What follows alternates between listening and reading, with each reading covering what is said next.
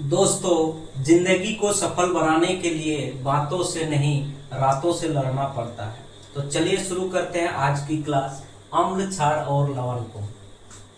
यहाँ पे जैसे आप लोग देख पा रहे होंगे, अम्ल की परिभाषा लिखे हुए हैं। अम्ल को इंग्लिश में एसिड कहते हैं। ये एसिड शब्द जो है लैटिन भाषा की शब्द एसिटियर से बना है। एसिटियर से बना है जिसका अर्थ होता है खट्टा। यानी कि अम्ल वह पदार्थ है जो स्वाद में खट्टा होता है और जल के साथ H+ आयन को देता है। विश्व में जितने भी पदार्थ हैं जो स्वाद में खट्टे हैं और जल में घुलने के बाद हाइड्रोजन आयन को देते हैं, हाइड्रोजन आयन का त्याग करते हैं, तो उसे हम लोग अम्ल कहते हैं। और यही परिभाषा हम लोग यहाँ पे लिखे हैं। और अम्ल के अब कुछ गुण को हम लोग देख लेते हैं। अम्ल के कुछ गुण जैसे लिखा हुआ है, स्वाद में खट्टा होना।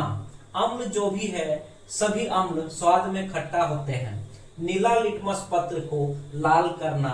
नीला लिटमस पत्र जो है, ये लिटमस पत्र इस एक सूचक को कहते हैं। इसके बारे में हम लोग आगे पढ़ेंगे।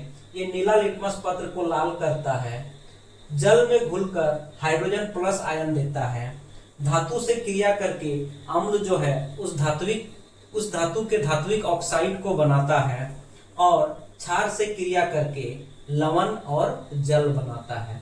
ये अम्ल की कुछ गुण है। इस गुण को आप लोग देख लीजिएगा। यहाँ तक हम लोग अम्ल के बारे में जान चुके हैं। अब हम लोग क्षार के बारे में जानेंगे। तो क्षार वह चीज है जो स्वाद में कड़वा होता है और छूने पर अंगुली के बीच में लेते हैं तो वो चिपचिपा सा लगता है, साबुन जैसा। ठीक उसी को यहाँ पे लिखे हुए हैं कि वह पदार्थ जो स्वाद में कड़वा हो एवं छूने से साबुन जैसा चिपचिपा लगे, क्षार कहलाता है। जैसे अम्ल के कुछ गुणों के बारे में हम लोग जान गए हैं, उसी प्रकार क्षार के कुछ गुणों के बारे में हम लोग जानते हैं।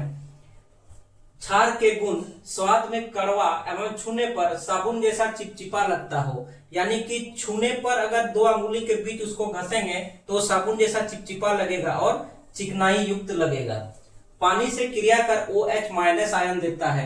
कोई भी क्षार होगा जब पानी के साथ वो घुलेगा तो OH- आयन को वो त्याग करेगा। उसी प्रकार लाल लिटमस पत्र को नीला करता है। लिटमस पत्र के बारे में हम लोग आगे पढ़ेंगे। वह एक सूचक होता है जो अम्ल और क्षार की प्रकृति को बताता है। तो क्षार जो होता है वो लाल लिटमस पत्र को नीला करता है। उसी प्रकार अम्ल से अभिक्रिया कर लवण बनाता है। तो ये क्षार के कुछ गुण था। इन गुणों को आप लोग ध्यान में रखिएगा। आगे हम लोग देखते हैं सूचक या सूचक पत्र।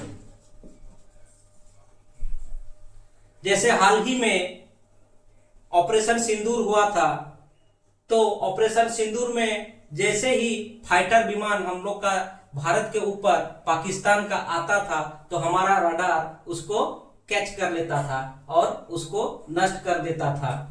उसी प्रकार ये सूचक पत्र जो है, सूचक पत्र भी टुकुर टुकुर देखते रहता है और उसके होकर के अगर कोई भी पदार्थ गुजरता है तो वह अम्ल है या क्षार है, उसको वो सूचित कर देता है। तो यहाँ कह सकते हैं किसी पदार्थ की प्रकृति बताता है कि वह अम्लीय है या क्षारीय। सूचक जो है वो दो प्रकार का होता है, एक प्राकृतिक सूचक होता है और एक कृत्रिम सूचक होता है। तो प्राकृतिक सूचक और कृत्रिम सूचक को हम लोग देखेंगे। सूचक जो है वो दो प्रकार का होता है। प्राकृतिक सूचक जैसे लाइकेन, हल्दी, गुड़हल के फूल आदि। यहाँ पे प्राकृतिक सूचक में लाइकेन के द्वारा हम लोग लिटमस पत्र बनाते हैं जो अम्लीय और क्षारीय प्रकृति को बताता है। उसी प्रकार हल्दी भी एक प्राकृतिक सूचक है। अगर हल्दी में हम लोग अम्ल से क्रिया करते हैं तो हल्दी का किसी भी प्रकार का चेंजिंग दिखाई नहीं देता है। लेकिन जैसे ही हल्दी को हम लोग कोई क्षार से अभिक्रिया करते हैं तो हल्दी का रंग लाल हो जाता है। आप लोग इसे चूना का पानी दे करके हल्दी में देख सकते हैं, कलर चेंजिंग हो जाता है। उसी प्रकार कृत्रिम सूचक, नाम से ही पता चल रहा है कृत्रिम सूचक। कृत्रिम सूचक है यानी कि इसको हम लोग प्रयोगशाला में बनाए हैं। यहाँ पे दो कृत्रिम सूचक का नाम लिखे हैं, मिथाइल ऑरेंज और फिनोप्थिलीन। मिथाइल ऑरेंज जो है वो अम्ल के साथ गुलाबी कलर प्रदर्शित करता है और क्षार के साथ पीला कलर प्रदर्शित करता है। ठीक है, अब आगे देखते हैं उदासीनीकरण को। जब अम्ल एवं क्षार की आपस में क्रिया होती है तो लवण एवं जल बनता है। इस क्रिया को ही उदासीनीकरण कहते हैं। अब हम लोग देखते हैं उदासीनीकरण को। जब अम्ल और क्षार की आपस में क्रिया कराई जाती है तो हमें लवण प्राप्त होता है और जल मिलता है। इस अम्ल और क्षार को एक साथ प्रक्रिया करना और लवण प्राप्त करना, इसे ही हम लोग उदासीनीकरण कहते हैं। उदासीनीकरण के कुछ उपयोग हैं। अपच हो जाने पर डॉक्टर के द्वारा मिल्क ऑफ मैग्नीशिया का दिया जाना।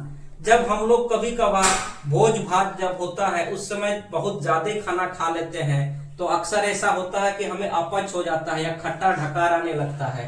तो उस समय डॉक्टर के पास जाने पर हमें मिल्क ऑफ मैग्नीशिया का दवा के रूप में दिया जाता है।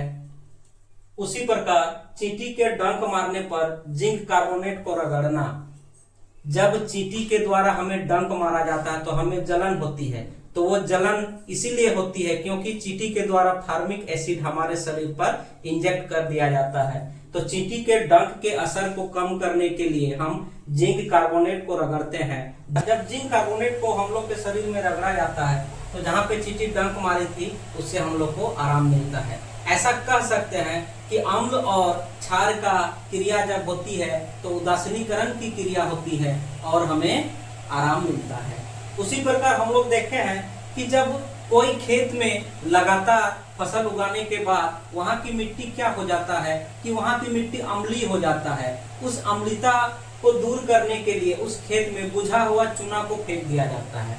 इससे क्या होता है कि खेत में जो अम्लता है वो बुझा हुआ चूना, जिसकी प्रकृति क्षारीय होती है, उसके साथ क्रिया करके उदासीनीकरण की क्रिया करती है और उस खेत की मिट्टी को ठीक कर देती है। तो हम लोग समझ सकते हैं कि उदासीनीकरण क्रिया हमारे लिए कितने महत्वपूर्ण है।